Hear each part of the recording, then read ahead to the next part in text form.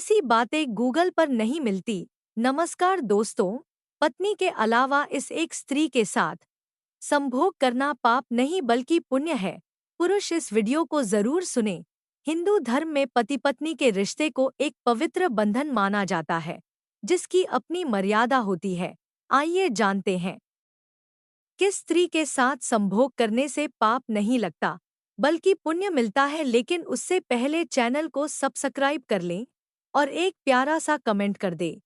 विष्णु जी के परम भक्त देवर्षि नारद मुनि एक बार मृत्यु के देवता यमराज के पास गए और उनसे कहा कि हे यमराज, आप तो नरक और मृत्यु के स्वामी हैं। आप व्यक्ति को उसके कर्मों के अनुसार दंड और फल देते हैं, लेकिन आज मैं आपके पास एक सवाल लेकर आया हूँ। इसके बाद देवर्षि नारद मुनि यमराज से कहते हैं कि शास्त्रों के अनुसार एक पुरुष को केवल एक स्त्री के साथ शादी करनी चाहिए और उससे ही संबंध बनाने चाहिए।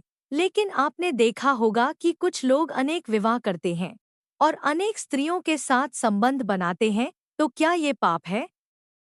क्या इसकी वजह से उस व्यक्ति को मरने के बाद नरक में जाना पड़ता है? इस पर शास्त्र क्या कहते हैं? कृपया मेरे इस प्रश्न का उत्तर दीजिए। देव ऋषि नारद मुनि के प्रश्न का जवाब देते हुए यमराज कहते हैं कि नारद मुनि, मानव जीवन के कल्याण के लिए आपने एक अच्छा प्रश्न पूछा है। लेकिन मैं आपको इस प्रश्न का जवाब एक कथा के माध्यम से दूंगा, जिसे सुनने के बाद आपको अपने सभी सवालों के जवाब मिल जाएंगे। यमराज कहते हैं कि प्राचीन काल की बात थी। एक गांव में एक राजा थे जो बहुत ज्यादा दयालु थे।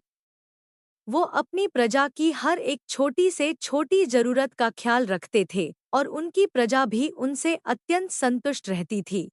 राजा का विवाह भी हो गया था और उनकी पत्नी भी बहुत सुंदर थी। इसके अलावा उनका व्यवहार भी बहुत ज्यादा दयालु था।